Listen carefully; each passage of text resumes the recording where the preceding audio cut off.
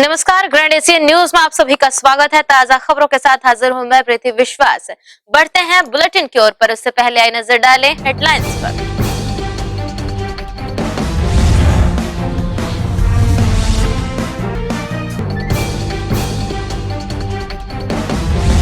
दुर्ग में देर रात 5 स्थानों पर चोरी की घटनाएं, पुलिस गठन पर उठने लगे हैं सवाल।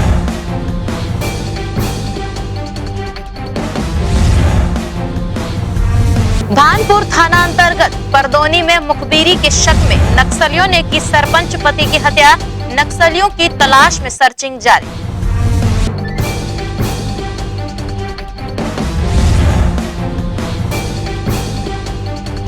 पुलिस अधीक्षक प्रशांत ठाकुर ने ली पत्रकार वार्ता, पुलिस की सफलताओं और अपराधों पर नियंत्रण को लेकर दी जानकारी।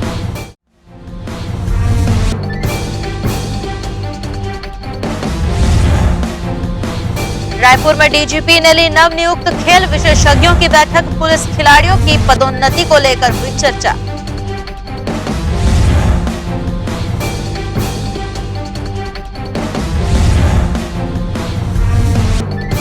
अब खबरें विस्तार से। छत्तीसगढ़ पुलिस विभाग द्वारा खेल मामलों में क्रम से पहले पदोन्नति देने गठित की गई कमेटी की पहली बैठक 14 सदस्यीय इस कमेटी ने पुलिस विभाग के खिलाड़ियों से मुलाकात की।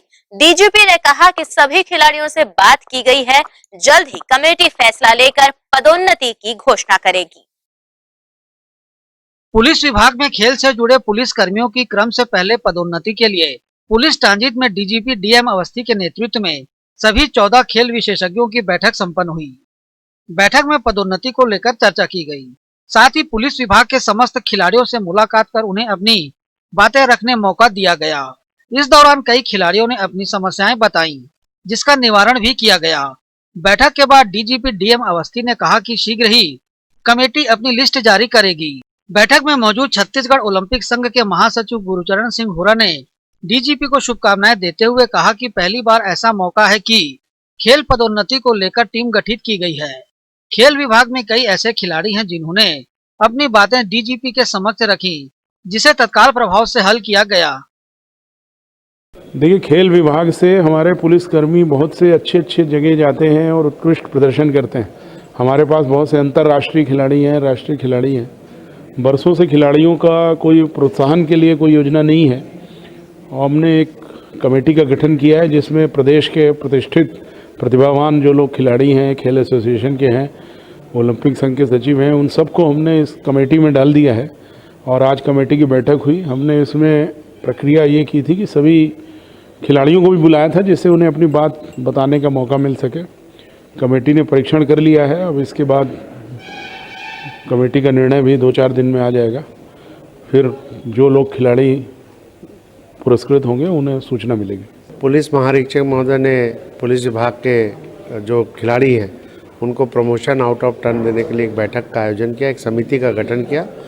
यह पहला अवसर होगा शायद प्रदेश में जब खिलाड़ियों को हम सभी के साथ रूबरू कराया गया और जितने भी प्रतिभागी 110 को डीजीपी साहब ने स्वयं और सब कमेटी ने प्रत्यक्ष रूप से उनकी बातें सुनी और बहुत ही सराहनीय कदम है, क्योंकि खेलने वालों को हमेशा ऐसा होता है कि बहुत तकलीफ़ों का सामना करना पड़ता है, पर पहला अवसर है कि एक विभाग खेलने वालों को आउट ऑफ टर्न प्रमोशन भी दे रहा है, कैश रिवार्ड भी दे रहा है। एक बहुत ही भावनात्मक बात आई। एक ने कहा मेरे पास तो मैं नेशनल में मेडल ले आऊँ पर मेरे पास साधन नहीं है। डीजीपी साहब ने पूछा क्या नहीं है, तो उन्होंने कहा मेरे पास राइफल नहीं। तत्काल उन्होंने 5 लाख रुपए का राइफल स्वीकृत कर दिया। तो निसंदेह उनकी भावनाएं बहुत अच्छी हैं, काम करने की बड़ी क्षमता है और लोकतांत्रिक तरीके से आउट ऑफ टर्न प्रमोशन हो। जो भी इतनी बड़ी कमेटी बनाई है जिसमें सभी लोग हैं, ओलंपिक संघ के लोग हैं, साई के लोग हैं, खेल विभाग के लोग हैं, सारे लोग हैं, तो उनके मार्गदर्शन में ये निर्णय जो है बहुत अच्छा होगा। मैं डीजीपी साहब दुर्गेश माधव अवस्थी जी को अपनी ओर से बहुत बहुत शुभकामनाएं देता हूँ। बहरहाल बैठक में सभी खेल विशेषज्ञ उपस्थित हुए और पुलिस खिलाड़ियों की पदोन्नति को लेकर विस्तार से चर्चा की। Bureau report, Grand Asian News. Durg शहर में बीती रात चोरों ने 5 स्थानों में चोरी की घटनाओं को दिया अंजाम। आरोपियों की तलाश को लेकर पुलिस ने अभियान तेज कर दिया है। जिले के महिला थाना क्षेत्र के पुराने बस स्टैंड दुर्ग में गुरुवार की दरमियानी रात को मध्याह्नी ऑटो एवं उसके बाजू स्थित शैलेश ऑटो पार्ट्स सहित दुर्ग जिला चिकित्सालय के सामने मेडिकल कॉम्प्लेक्स स्थित नौकार medical store, Jain medical store सहित 5 स्थानों पर चोरी की घटनाओं को अंजाम दिया गया, जिसमें चोरों को 4 जगह कामयाबी मिली है। गौरतलब है कि मकर संक्रांति की ठंड का फायदा उठाकर अज्ञात चोरों ने चोरी की घटना को अंजाम दिया। हैरान करने वाली बात यह है कि इन दुकानों के महज कुछ ही दूरी पर दुर्ग के एसपी कार्यालय परिसर मौजूद है। चोरी की घटना में जिस तरह से 3 लोगों के द्वारा दुकानों के शटर उठाकर घटना को अंजाम दिया गया, उसमें मध्याह्नी ऑटो पार्ट से करीब 15,000, ऑटो पार्ट से 17,000 और वहीं दुर्ग जिला अस्पताल के सामने लाकर मेडिकल स्टोर से 2.5 लाख रुपए की चोरी की गई। मेडिकल स्टोर के संचालक ने बताया कि उसके सोयाबीन खेत का पेमेंट था, जिसे अगली सुबह बैंक में जमा करना था। इसे चोरों द्वारा चोरी कर लिया गया। भैया क्या है, अब हम तो घर पे थे, यहाँ काम करती है भाई झाड़ू पोछा कर। वो सुबह 6 बजे के आसपास हमको फ़ोन की कि बोले भैया शटर टूटा हुआ है। आया तो देखे तो शटर सामने से ऐसे फैला हुआ। तो कितना आपके यहाँ नुकसान हुआ, क्या है? लगभग 2.5 के आसपास है भैया। कैश था रहेंगे? कैश है पूरा जी। मेरा क्या सोयाबीन खेत का सोयाबीन का चुकारा भी आया हुआ था, वो रखा हुआ था। लगभग 70-1,000 रुपये वो था, 65 से 70 के आसपास। बाकी बैंक में डाल नहीं पाए कल, और वो 3 दिन का हमारा पूरा पेमेंट था। मतलब इवन फटा नोट भी था 1500 रुपये, वो भी ले गई है। तो जो आपके यहाँ कैमरे लगे हैं, सीसी फुटेज, उसमें क्या दिखा रहे हैं आपके यहाँ? दिखा रहा है एक लड़का अंदर घुसा है लगभग 3:30 के आसपास, और 10 से 15 मिनट में लेके निकल गया। और जो आप शटर की बात कर रहे हैं, किस तरह की शटर की कंडीशन है आपके यहाँ की?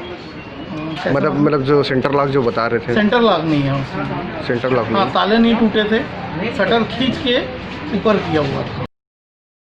पूरी घटना में जिस तरह से शटर को उठाकर चोरी की गई, उसके साथ एक बात सामने आई कि जिस भी दुकान के शटर का मेन लॉक नहीं लगा था, वहीं चोरी की घटनाएं हुई। और एकमात्र जैन मेडिकल स्टोर जहां मेन लॉक बीच में लगा हुआ था, इसलिए चोर वहां अपने इरादों में कामयाब नहीं हो सके। ग्रैंड एशियन न्यूज के लिए दुर्ग से नसीम फारूकी की रिपोर्ट। बेमेतरा जिले में परिवहन विभाग ने मोटरसाइकिलों की बिक्री पर प्रतिबंध लगाया है। छत्तीसगढ़ मोटरयान अधिनियम का पालन नहीं करने के चलते कार्रवाई की गई। बेमेतरा जिला मुख्यालय सहित आसपास के ग्रामीण क्षेत्रों में 2 व्हीलर बेचने वाले डीलरों पर जिला परिवहन अधिकारी ने बड़ी कार्रवाई करते हुए आगामी आदेश तक मोटरसाइकिल बिक्री पर प्रतिबंध लगा दिया है। दरअसल जिला परिवहन अधिकारी कार्यालय से मिली जानकारी के अनुसार समस्त वाहनों की बिक्री केंद्रीय मोटर अधिनियम 1988, केंद्रीय नियम 1989 व छत्तीसगढ़ मोटर अधिनियम 1994 पर राजपत्र में प्रकाशित अधिसूचना के तहत किया जाना होता है। लेकिन मोटरसाइकिल डीलरों के द्वारा वाहन 4 सॉफ्टवेयर आने के बाद कंपनी के द्वारा वाहन बेचने के लिए छत्तीसगढ़ मोटर अधिनियम 1994 के नियम 184 का पालन नहीं किया गया और वाहन बेचने के लिए छत्तीसगढ़ शासन से अनुमति भी नहीं ली गई, जिसके तहत यह कार्रवाई करते हुए इनके वाहनों पर बिक्री में आगामी आदेश तक पूर्ण रूप से प्रतिबंध लगा दिया गया है। इतना ही नहीं, इनको जारी किए गए आईडी को भी ब्लॉक कर दिया गया है, जिसके चलते बेमेतरा जिले में वाहनों की बिक्री पूरी तरह से बंद हो गई है। विगत समय से ये संज्ञान में आया हुआ है कि डीलर की जो कंपनी है, जैसे कि टीवीएस, हीरो, होंडा और भी कंपनियों का शूटिंग किया जा रहा है, उनके जो नए मॉडल आते हैं उनका परमिशन परिवहन मुख्यालय से लिया जाता है, बट उन्होंने लिया नहीं है। तो नियम छत्तीसगढ़ मोटर नियम 1994 के तहत धारा नियम 184 का में उल्लेखित किया गया है कि जितने भी मॉडल नए आते हैं कंपनी को राज्य सरकार से परमिशन लिया जाना होता है, बट कुछ कंपनियों ने परमिशन नहीं लिया है। इसकी परिप्रेक्ष्य में हमने कार्रवाई की है और आगामी अवधि तक इन पर ट्रेड निलंबन किया गया है। क्या बेमेतरा जिले में पूरी बैन रहेगी? गाड़ी प्रतिबंध बेचते हैं तो क्या कार्रवाई होगी सर? जो मॉडल है, जो भी गाड़ियों की मॉडल आती है कंपनी की, उस मॉडल का उनको अप्रूवल लिया जाना होता है परिवहन मुख्यालय से। तो जिन जिन कंपनी के डीलरों द्वारा मॉडल का अप्रूवल नहीं लिया गया है उनको छत्तीसगढ़ मोटर यानी 1994 के 184 क के तहत निलंबन किया गया है उनके ट्रेड को, और उनको 30 दिवस के भीतर परिवहन मुख्यालय में अपील की जानी है। ग्रैंड एशियन न्यूज के लिए बेमेतरा से लाला सिंह ठाकुर की रिपोर्ट। प्रदेश में चल रहे धान खरीदी को लेकर लगातार बयानबाजियां हो रही हैं।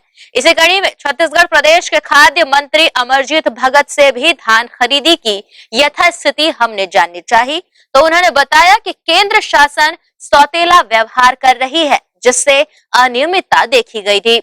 बावजूद इसके प्रदेश की कांग्रेस सरकार के मुखिया की दूरदर्शिता की वजह से प्रदेश में धान खरीदी काफी अच्छी हुई है और प्रदेश का किसान आंदोलन के बजाय प्रदेश के मुखिया भूपेश बघेल का धन्यवाद कर रहे हैं। एक कहावत आप यहाँ छत्तीसगढ़ में गांव में चलता है कि सैया भय आंधेर तो काहे का सिंगार। जब केंद्र सरकार उसमें मदद ही नहीं करना चाहते हैं, जब हमने 4,75,000 का धान मांगा था, उसमें से हमको 1,45,000 का धान देने की बात करके केवल 1,09,000 का धान में रुक गया। तो अव्यवस्था तो स्वाभाविक है, लेकिन हम पूरा कोशिश कर रहे हैं और आज लगभग 65 लाख मीट्रिक टन से ऊपर धान हम खरीद चुके हैं। 15 लाख से ऊपर किसानों ने अपना धान बेच चुका है और हम कोशिश कर रहे हैं कि इसमें धान का जल्दी और तेजी से उठाव हो और लोगों को किसी प्रकार की दिक्कत ना हो। मुख्यमंत्री जी के कार्यक्रम को लेकर के देखिए, धान खरीदी नवंबर में होना था, दिसंबर में शुरू हुआ। इसके पीछे केवल यही कारण है कि हमको बारदाना सेंटर से नहीं मिल रहा था और मिला भी तो आधा अधूरा मिला है। 1 दिसंबर से खरीदी और लगभग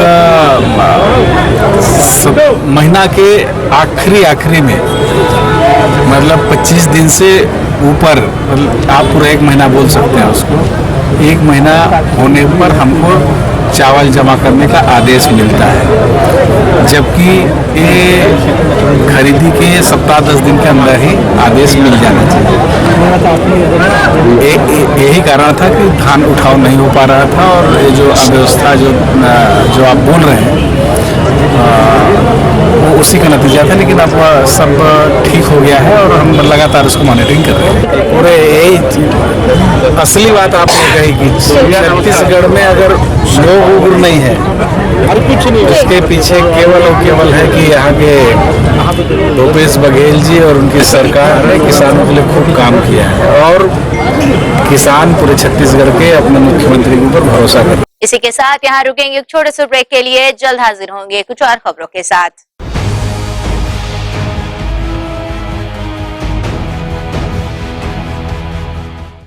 मैं जब अपने बालों को कोम करती थी तो मेरे काफ़ी ज़्यादा बाल कोम्बिंग से टूट जाते थे और सीजनल चेंजेस की वजह से डैंड्रफ भी होता था। फैमिली में भी कुछ लोगों को ये प्रॉब्लम थी। तब मुझे मेरी फ्रेंड ने वास्तु गुरुजी हेयर ऑयल सजेस्ट किया, जिसके सिर्फ 2 यूजेस बाद ही मुझे ऐसा लगा जैसे मेरी स्कैल्प क्लीन महसूस हो रही है और सिर्फ 4 वॉशेस बाद ही मेरी हेयर फॉल और डैंड्रफ की प्रॉब्लम ऑलमोस्ट जड़ से खत्म हो गई। और इस ऑयल की सबसे अच्छी बात यह है कि ये होममेड है और उससे भी अच्छी बात यह है कि ये वर्क करता है।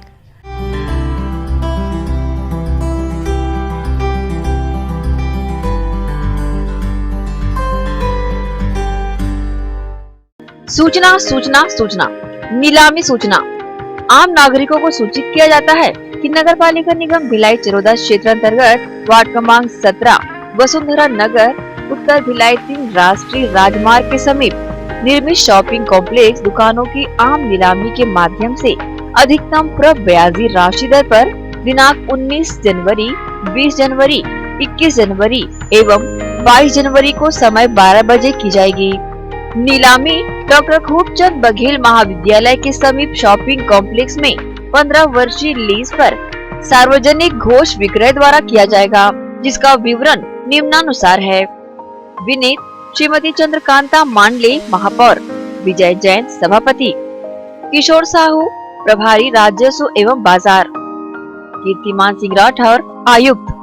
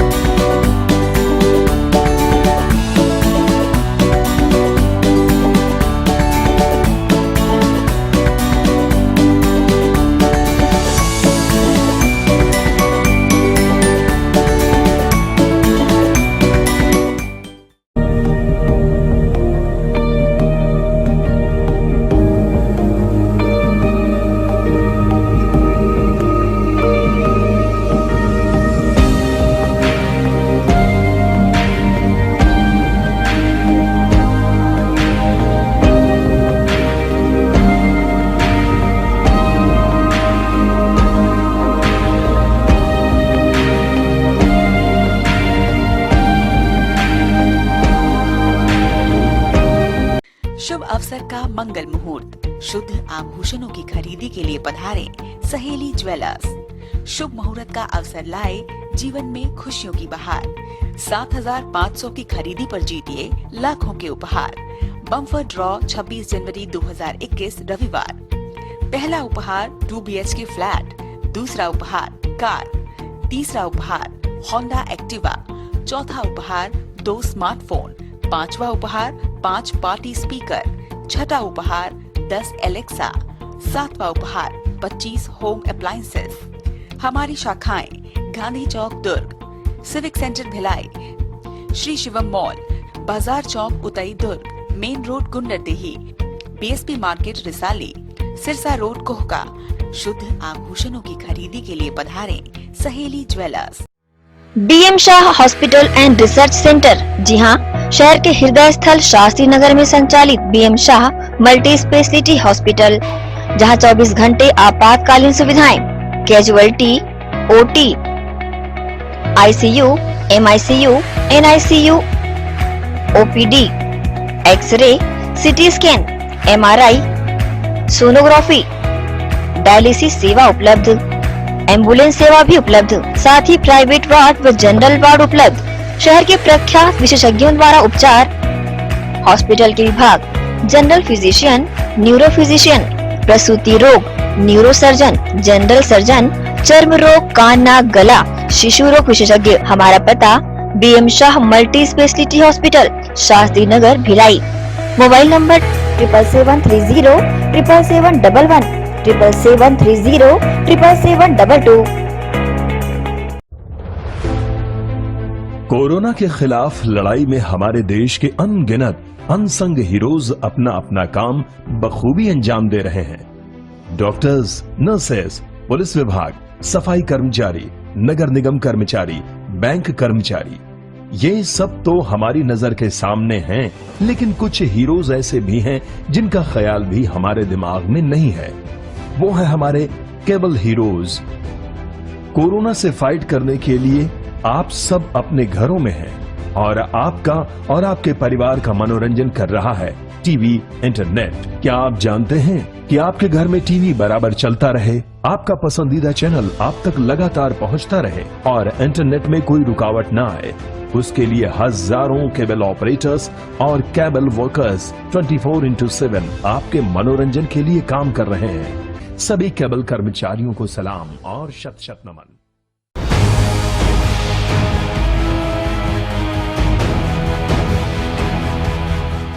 ब्रेक के बाद बुलेटिन में आप सबका स्वागत है। स्वर्गवासी BSP कर्मी कार्तिक राम ठाकुर की मृत्यु उपचार के दौरान जवाहरलाल नेहरू सेक्टर 9 चिकित्सालय में हो गई थी और मृत्यु के लगभग 11 दिन बाद भी अभी तक देह का अंतिम संस्कार नहीं हो सका है। मृतक BSP कर्मी का परिवार अनुकंपा नियुक्ति को लेकर धरने पर बैठा हुआ है।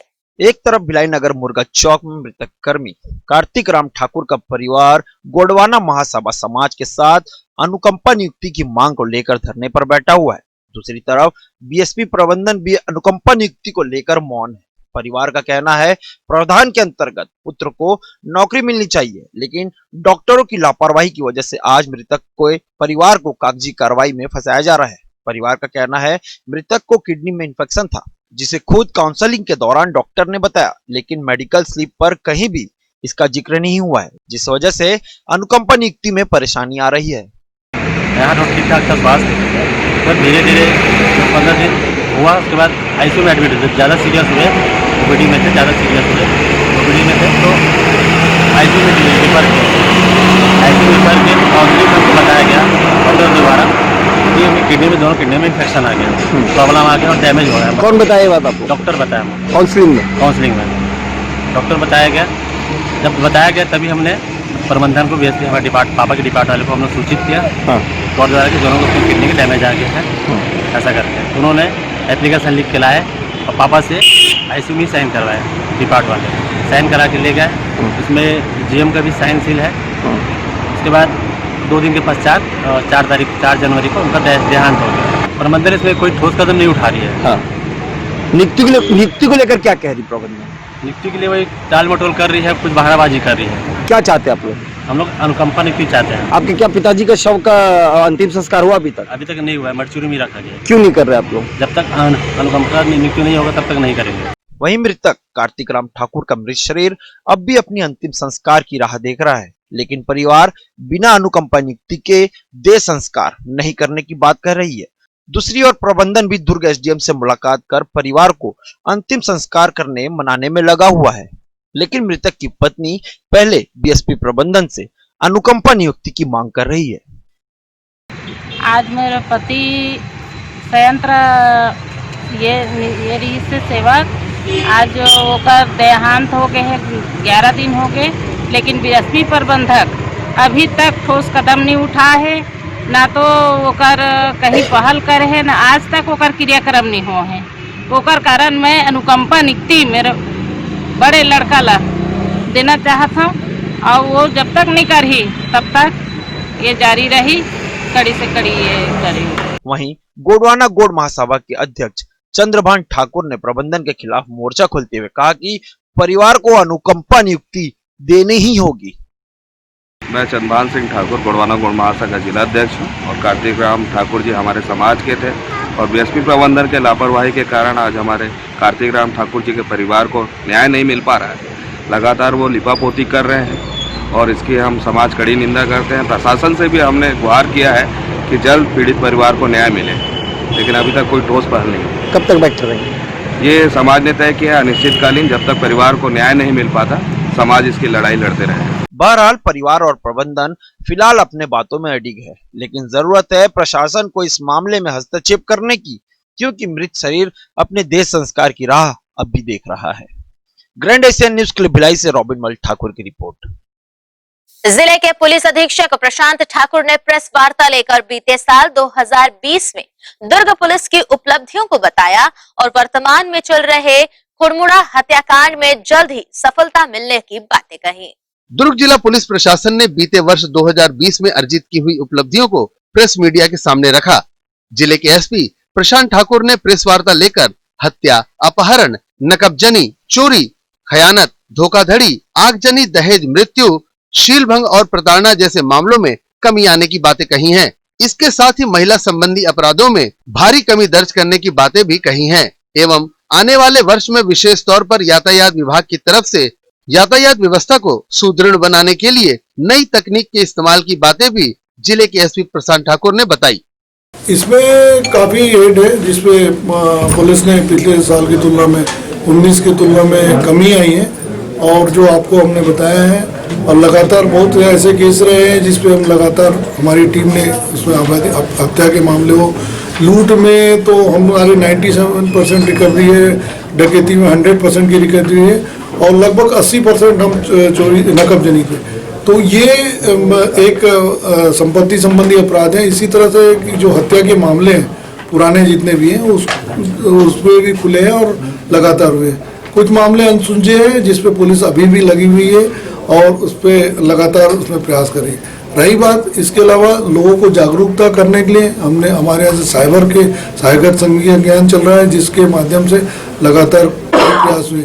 इवन लॉकडाउन के दौरान भी हम लोगों ने लोगों को मास्क पहनने के लिए प्रोत्साहित किया, सेल्फ डिस्टेंस के लिए पैदल यात्रा करके लोगों के बीच गए, लोगों को समझाया कि मास्क पहनना क्यों जरूरी है और आप अपनी जब तक आवश्यकता नहीं हो घर से ना निकले, साथ ही समय समय पर साबुन सैनिटाइजर। तो ये हमारे एक नीचे से सभी कर्मचारियों ने भी बड़ा रहा, आप लोग का भी बहुत सहयोग रहा। हमेशा मैं तहे दिल से आप सबका शुक्रगुजार हूँ। साथ ही हम इस साल का प्लान हमारा ये है कि हम जो ट्रैफिक के संबंध में अभी आपको येलो कार्ड और महिला सुरक्षा के संबंध में जो बताया कि येलो कार्ड जो कार्ड से आपका पूरा डिटेल रहेगा, जब तक बीमा है तब तक रहेगा, लोगों को हम उससे बचने का मौका मिलेगा कि अपने कागज जो छूट जाते थे या खराब हो जाते थे अब उस कार्ड का उपयोग कर सकते। साथ में हमने एक डिटेल ऑटो का भरा है और उसमें ऐप्स में डाला है जिसके थ्रू लोग उस ऑटो के नंबर से उसके पूरे डिटेल जान सकते हैं। ऐप्स में जीपीएस सिस्टम भी कर सकते हैं, तो परिवार को भी अपन डिटेल जानकारी पड़े तो उनके दिमाग में भी हमारे बच्चे या बच्चियाँ कहीं जा रहे हैं तो क्या सुरक्षित है कि नहीं। इसके अलावा इसके अलावा हम ट्रैफिक को और अवेयरनेस करने के लिए कार्यालय, बैंक हैं, इनमें भी हम संपर्क कर रहे हैं। और हमारा आप लोगों से भी, प्रेस भाइयों से भी ये अनुरोध है कि ऐसे जो सुरक्षा के उपाय है उस संबंध में हम आप लोग के बीच जाएंगे और कुछ छोटी छोटी वीडियो दिखाएंगे और साथ में आपको ये बताएंगे कि इन चीज़ों का थोड़ा सा पालन करें, जो कि हमारी सुरक्षा, हमारे परिवार और हमारे समाज सबके लिए जरूरी है। दूसरा, साइबर के भी जो अभियान है, जिस तरह से आप लोग देख रहे हैं लगातार वाइट कॉलर फ्रॉड हो रहे हैं, जिसमें कभी कोई एटीएम की जानकारी ले लेता है, कोई आपको बताता है कि आप करोड़पति बन चुके हैं, या कोई ये बताता है कि इस तरह से आप चेहरा पहचानोगे इनाम में। तो उन सब का धीरे धीरे हम ऐसे वीडियो जो इंटरेस्टिंग मतलब आदमी देखने को उत्सुक हो, वो बना के लोगों के बीच भेज रहे हैं और उसके माध्यम से हम कोशिश कर रहे हैं कि आप उस पर अलर्ट रहें कि और ये इस तरह से हम अपने आप की सुरक्षा को बना सकें। साथ में हम क्राइम की मैपिंग भी करा रहे हैं। कुछ क्राइम होते हैं जो पर्टिकुलर एरिया में होते हैं, कुछ चीज़ों का, जैसे हम कोई अभियान चलाएं पूरे जिले के लिए चलाएं, पर्टिकुलर जो पॉस एरिया है उसके लिए ज़्यादा जरूरी है, दूसरे दिन तो हम वैसे अभियान जो चेकिंग के है या जानकारी के, चाहे नशाखोरी से लेके हमारा जो अभियान चल रहा है, उन पर्टिकुलर एरिया में हम ज़्यादा स्टेज दे सकें। ये हमारा बेसिकली इस साल का ज़्यादा फोकस रहा है। आज के समय में साइबर क्राइम के बढ़ते अपराधों को देखते हुए एसपी प्रशांत ठाकुर ने प्रेस मीडिया से भी मदद मांगी ताकि आम जनता को साइबर क्राइम के प्रति जागरूक करने में मदद मिल सके। ग्रैंड एशिया न्यूज के लिए भिलाई से संतोष शर्मा की रिपोर्ट। 26 जनवरी को ध्वजारोहण के समय डॉक्टर बाबा साहेब अम्बेडकर के छायाचित्र को रखे जाने की मांग छत्तीसगढ़ के मुख्यमंत्री भूपेश बघेल से बुद्धिस्ट सोसाइटी ऑफ इंडिया के सदस्यों ने की है। The Buddhist society of India के प्रदेश अध्यक्ष अनिल मेश्राम ने कहा कि बाबा साहेब का सम्मान पूरे विश्व में है। देश हित और जनहित में रचित उनकी महत्वपूर्ण कृति के लागू दिवस पर उनका सम्मान करना श्रेष्ठ कार्य और जनमानस की भावनाओं का सम्मान करना होगा। हमने माननीय मुख्यमंत्री भूपेश बघेल जी को ज्ञापन सौंपा है। हमने एक बहुत ही महत्वपूर्ण विषय पर उन्हें ज्ञापन सौंपा है कि डॉक्टर बाबा साहेब अम्बेडकर, जिन्होंने इस देश का, भारत का संविधान बनाया, 2 साल 11 महीने 18 दिनों की कड़ी मेहनत से उन्होंने दिल्ली के 26 अलीपुर रोड में बैठ कर के इस देश का संविधान बनाया। 2 साल 11 महीने 18 दिनों की कड़ी मेहनत से उन्होंने संविधान बनाकर 26 नवंबर 1949 को इस देश के स्वतंत्र भारत के प्रथम राष्ट्रपति डॉक्टर राजेंद्र प्रसाद और प्रथम प्रधानमंत्री पंडित जवाहरलाल नेहरू जी को संविधान सौंपा। 26 नवंबर 1949 को समर्पित किया और 2 महीने बाद 26 जनवरी 1950 को भारत में इसे लागू किया गया, जिससे हम गणतंत्र दिवस के नाम से जानते हैं और पूरे भारत में बड़े उल्लास और हर्ष के साथ मनाते हैं। लेकिन दुख का विषय ये है, ये विडंबना है और दुर्भाग्य इस देश का कि जिन्होंने संविधान बनाया है, जिनके द्वारा बनाया गया संविधान लागू हुआ 26 जनवरी को, उसी महापुरुष को याद नहीं किया जाता है, उन्हीं महान विभूति को स्मरण नहीं किया जाता है, ना उनकी महिमा मंडन किया जाता है कि उन्होंने इस देश के लिए क्या किया। तो ये एक बहुत व्यापक सोच के साथ बाबा साहब अम्बेडकर ने 395 अनुच्छेद और 12 अनुसूचियां बनाई है। ये सिर्फ SC ST OBC के लिए नहीं है। आप संविधान पढ़ लीजिए, पूरा देश आज से संचालित हो रहा है। तो संविधान की अवमानना न हो और संविधान निर्माता का अपमान न हो। हम उनके सम्मान में सिर्फ इतना चाहते छत्तीसगढ़ की राज्य सरकार से कि 26 जनवरी के पूर्व एक आदेश प्रसारित करे, जिसमें ये उल्लेख हो कि राज्य की सभी शैक्षणिक संस्थाएं, शासकीय अर्धशासकीय संस्थाएं और सार्वजनिक उपक्रमों में ध्वजारोहण के पूर्व 26 जनवरी को बाबा साहब अम्बेडकर की तस्वीर रखी जाए और माल्यार्पण हो, उनका सम्मान हो। मकर संक्रांति के अवसर पर शहर के कई स्थानों में पतंग महोत्सव का आयोजन किया गया, जिसमें सभी आयु वर्ग के बच्चों बड़ों ने पतंग उड़ाकर महोत्सव में अपनी भागीदारी दी। इसी कड़ी में तालपुरी कॉलोनी में मकर संक्रांति के अवसर पर पतंग महोत्सव का आयोजन किया गया, जिसमें सभी बड़े और बच्चों ने पतंग उड़ाकर एक दूसरे को तिल के लड्डू खिलाकर पर्व की शुभकामनाएं दी। आयोजन एल्डरमैन प्रेमचंद साहू और अमनदीप सोढ़ी के नेतृत्व में संपन्न हुआ। इसी के साथ यहाँ रुकेंगे एक और छोटे से ब्रेक के लिए।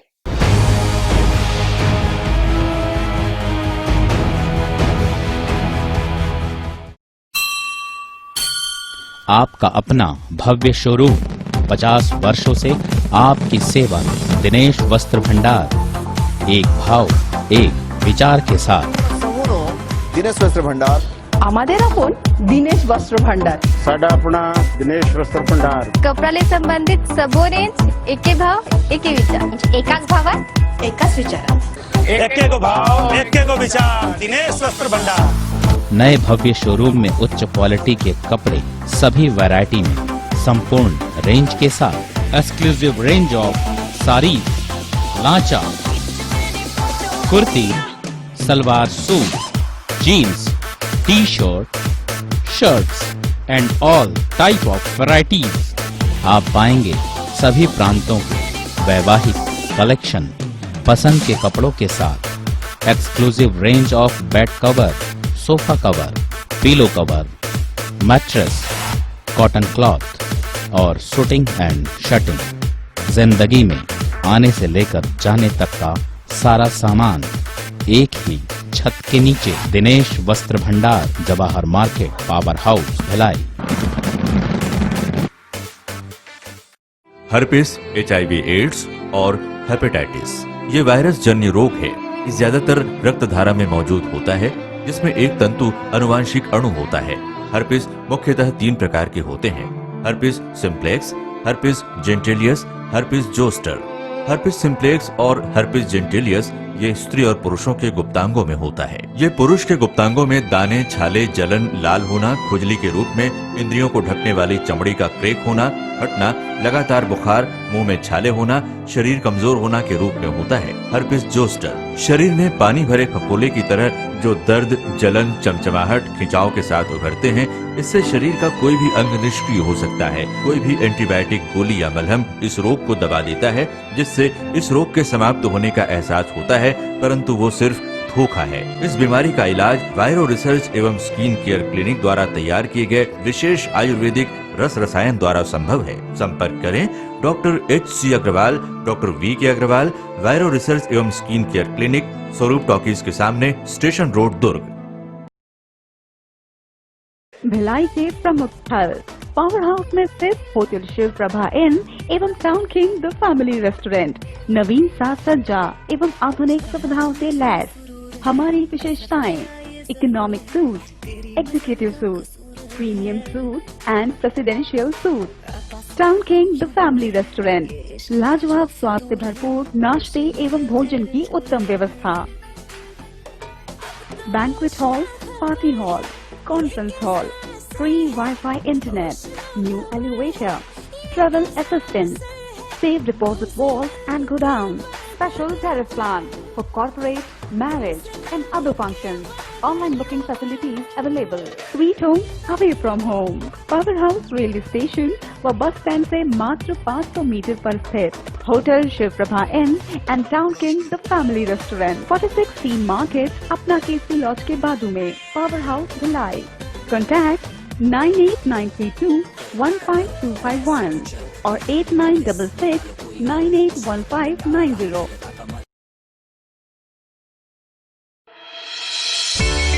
सनशाइन मल्टी स्पेशलिटी हॉस्पिटल अब भिलाई 3 चरोदा में भी।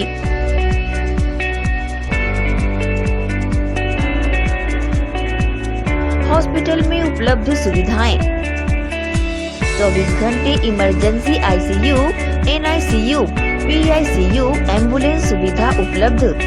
साथ ही OT, labour room, pathology, OPD, endoscopy, bronchoscopy, x ray, echo TMT, casualty. साथ ही सर्व सुविधा युक्त प्राइवेट वार्ड उपलब्ध है। जनरल वार्ड, सोनोग्राफी व वेंटिलेटर उपलब्ध। सनशाइन मल्टी स्पेशलिटी हॉस्पिटल, हमारा पता IDBI बैंक के सामने, north Vasundhara Nagar, Bhilai 3 Charoda. Phone number 7772988811, 7772988822।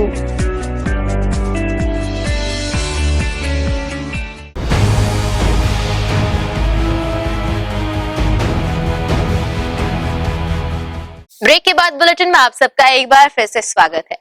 Corona काल से निपटने लगाया गया लॉकडाउन अब अनलॉक हो चुका है। बावजूद इसके प्रदेश व जिले में मास्क पहनना अनिवार्य किया गया है, जिसे देखते हुए नेहरू नगर टोल प्लाजा पर 4 चक्का वाहन चालकों पर कार्रवाइयां की गई। देश प्रदेश में लगाया गया लॉकडाउन अब अनलॉक हो गया है, परंतु उसके बाद भी प्रदेश सरकार द्वारा मास्क पहनना अनिवार्य किया गया है। इसे देखते हुए जिले की पुलिस प्रशासन द्वारा नेहरू नगर टोल प्लाजा पर एक अभियान चलाया गया, जिसके तहत 4 चक्का वाहन चालकों पर चालानी कार्रवाइयां भी की गई। यह चालानी कार्रवाइयां मास्क न पहनने, सीट बेल्ट न लगाने एवं मौके पर यातायात से संबंधित दस्तावेजों को न होने पर की गई। यातायात प्रभारी भारती मरकाम के नेतृत्व में पूरी टीम ने मिलकर इस कार्रवाई को सफलतापूर्वक अंजाम दिया। इस बीच कुछ दुपहिया सवारों को भी नियमों का उल्लंघन करते पकड़ा गया और उन पर भी चालानी कार्रवाइयां की गई।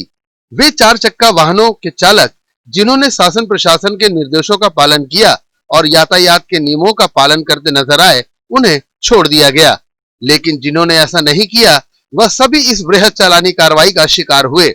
इस अभियान की जानकारी यातायात थाना प्रभारी भारती मरकाम ने न्यूज टीम को दी। यहाँ पर आज हम लोग ने अभियान छेड़ा हुआ है इस उद्देश्य से कि जितने कार, 2 पहिया और 4 पहिया वाहन है उनको सीट बेल्ट के लिए हिदायत दिया जा रहा है और यदि सीट बेल्ट लगाए हैं उनको प्रॉपरली लगाने के लिए हिदायत दिया गया है। साथ ही इसके अलावा मास्क नहीं लगा रहे इसके संबंध में भी हम लोग ने अभियान छेड़ा हुआ है, ताकि उन लोगों को जो भी अभी कोविड हमारा भी खत्म नहीं हुआ है, इसके लिए हमको अलर्ट और सचेत रहना बहुत जरूरी है। यातायात विभाग द्वारा वक्त वक्त पर ऐसी वृहद कार्रवाइयां की जाती हैं, बावजूद इसके वाहन चालक अपनी लापरवाही का सबूत देते नजर आते हैं। शायद इन कार्रवाइयों के दौरान किया गया चालान काफी कम होता है, जिससे इन वाहन चालकों को कोई फर्क नहीं पड़ता, इसलिए बार बार ऐसे दृश्य देखने को मिलते हैं। जरूरी होगा कि यातायात विभाग कुछ और कड़े कदम उठाए, जिनसे वाहन चालकों को सीख मिल सके।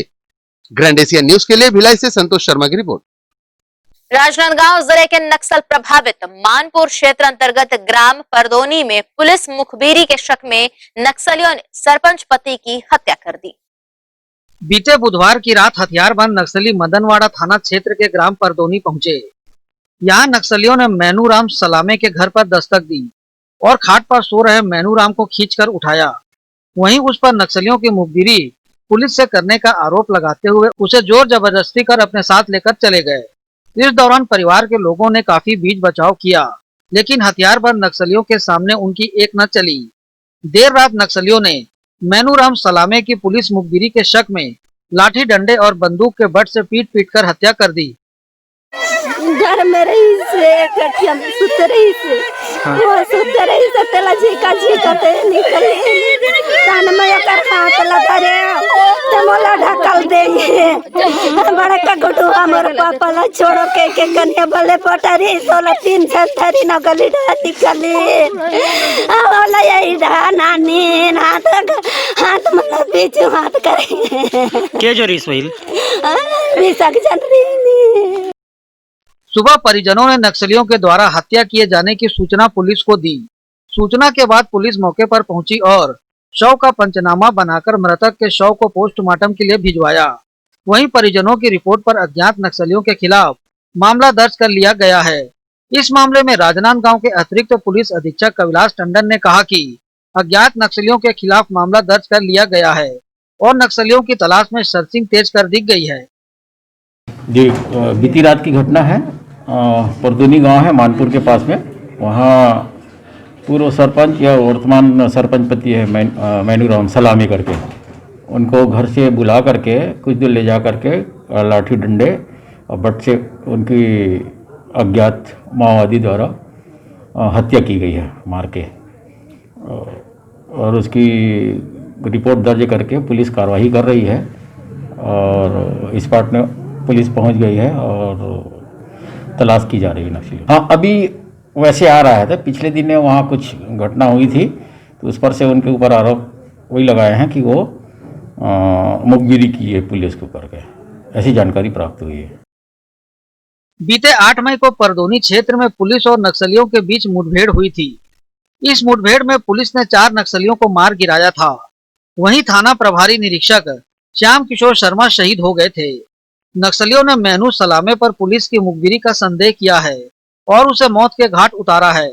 वहीं नक्सलियों ने मैनूराम की हत्या करने के बाद मौके पर पुलिस मुखबिरी के संबंध में पर्चा भी छोड़ा है। मैनूराम सलामे की हत्या करने 10-15 की संख्या में पहुंचे वर्दीधारी हथियारबंद नक्सलियों की तलाश में पुलिस जुट गई है। ग्रैंड एशिया न्यूज के लिए राजनांदगांव से अंकालू साहू की रिपोर्ट। हर वर्ष की तरह इस वर्ष भी कैंप 2 स्थित यादव मोहल्ला में कलश महिला समूह द्वारा श्री रामचरितमानस गान सम्मेलन आयोजित किया गया। सम्मेलन में अनेक स्थानों से आई मंडलियों ने रामचरितमानस की प्रस्तुतियां दी, जिसका श्रवण करने बड़ी संख्या में लोग एकत्रित भी हुए। सभी मंडलियों का प्रदर्शन सराहनीय रहा।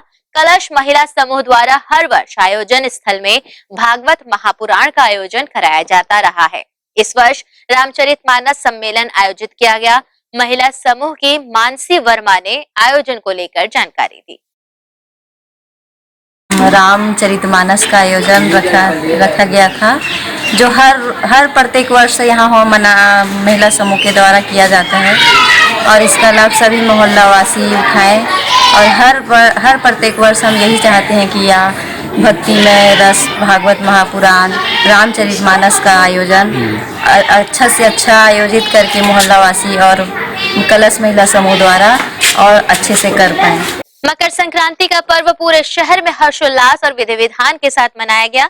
इस अवसर पर कई स्थानों पर पर्व से जुड़े आयोजन और भंडारे संपन्न हुए।